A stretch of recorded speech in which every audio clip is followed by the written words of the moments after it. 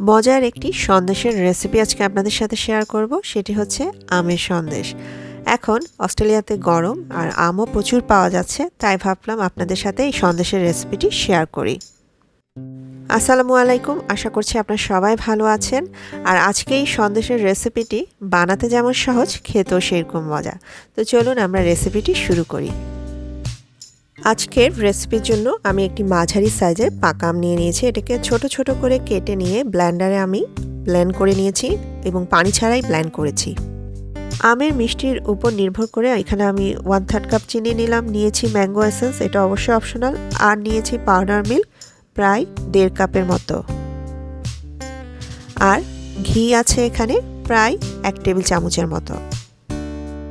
চুলার উপরে fry pan বসিয়ে দিলাম। এবার ম্যাঙ্গোর যে পেস্ট আমি করে রেখেছিলাম সেটা দিয়ে দিলাম, দিয়ে দিচ্ছি চিনি। এই জিনিসটাকে চিনির সাথে মিশিয়ে নিয়ে একটু ঘন করে নিতে হবে, আর চুলার আঁচটা থাকবে একদম ছোটোতে। আর ম্যাঙ্গো এসেন্স দিয়ে দিব এই সময় এসে আমি একটু, তবে এটা কিন্তু স্বাদের কোনো হেরফের করে না, এটা আপনাদের হাতের কাছে না থাকলে না দিলেও চলবে, এটা জাস্ট ফ্লেভারের জন্য দিলাম।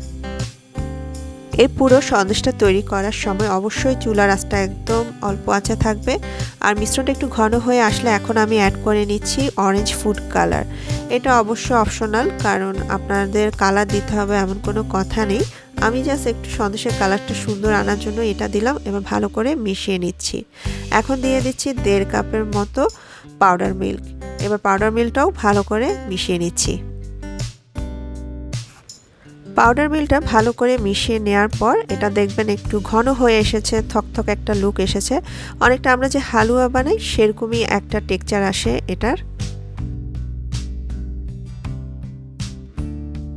এটা যখন মোটামুটি একটু ঘন হয়ে আসবে, হাঁড়ির গায়ে গায়ে লেগে আসবে, ঠিক এই পর্যায়ে এসে আমি 1 টেবিল চামচের মতো ঘি অ্যাড করে নিচ্ছি। ঘিটা অ্যাড করার পর আর বেশিক্ষণ কিন্তু লাগে না এই সন্দেশটা তৈরি হতে, কিছুক্ষণের মধ্যে এটা হাঁড়ির গা ছেড়ে দেয়, আরও ঘন হয়ে আসে। ঠিক আপনারা এখন যেভাবে দেখতে পাচ্ছেন, ঠিক এরকম একটা লুক আসলেই এটা কিন্তু চুলা থেকে নামিয়ে নিতে হবে। এবার এটা আমি চুলা থেকে নামিয়ে নিচ্ছি আর সন্দেশগুলো বানাতে চলে যাচ্ছি। সন্দেশের মিশ্রণটাকে একটি প্লেটে ঢেলে নিচ্ছি যাতে একটু হালকা ঠান্ডা হয়ে আসে এবং হাতে ধরার উপযুক্ত হয়ে আসে। সন্দেশ বানানোর সুবিধার্থে আমি পুরো জিনিসটাকে অন্য একটা বাটিতে ঢেলে নিলাম। আমি বাংলাদেশ থেকে কিছু ডাইস নিয়ে এসেছিলাম, এগুলো খুবই সহজে কিনতে পাওয়া যায় যে কোনো জায়গায়, আর অনেক ধরনের নকশা থাকে এগুলাতে। তো এটা দিয়ে খুব সহজে কিন্তু এই ধরনের সন্দেশ জাতীয় খাবারগুলো খুব সুন্দরভাবে ডিজাইন করে নেওয়া যায়। এবার ডাইসগুলোর গায়ে আমি একটু ঘি লাগিয়ে নিচ্ছি যাতে সন্দেশ বানাতে সহজ হয়, আর হাতেও একটু ঘি লাগিয়ে নিলাম। সন্দেশটা বানানোর সময় একটু নরম মনে হতে পারে, কিন্তু এটা আপনি বানিয়ে যখন বাতাসে কিছুক্ষণ রেখে দেবেন দেখবেন আস্তে আস্তে এটা শক্ত হয়ে যাবে।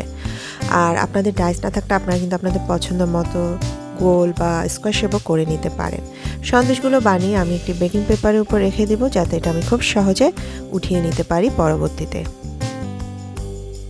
সন্দেশ বানাতে বানাতে সবার কাছে অনুরোধ থাকবে, যারা আমার চ্যানেলটা এখনও সাবস্ক্রাইব করেনি সাবস্ক্রাইব করে নেবেন, আর সাবস্ক্রাইবের পাশে কিন্তু একটা বেল আইকন থাকে, সেটাও ক্লিক করে দেবেন যাতে আমি ভিডিও আপলোড করার সাথে সাথে আপনারা নোটিফিকেশন পেতে পারেন। আর এভাবে করে আমি কিন্তু আস্তে আস্তে সবগুলো সন্দেশ বানিয়ে নিলাম। গুঁড়ো দুধ দিয়ে যেহেতু এই সন্দেশটা তৈরি করা হয়, তো কিছুক্ষণ বাতাসে রাখলেই দেখবেন এটা শক্ত হয়ে যাচ্ছে। এরপরে আপনি একটা বক্সে ভরে এটা সংরক্ষণ করতে পারেন। আম দিয়ে তো আমরা অনেক রকম ডেজার্ট আর অনেক রকম খাবার তৈরি করে থাকি, তো আশা করব আপনারা এই আমের সন্দেশ বা ম্যাঙ্গো সন্দেশটা বাসায় অবশ্যই তৈরি করবেন। সবাই ভালো থাকবেন, আমি বিদায় নিয়ে নিচ্ছি। পরবর্তী ভিডিও দেখার আমন্ত্রণ থাকলো আপনাদের সবাইকে। আল্লাহ হাফেজ।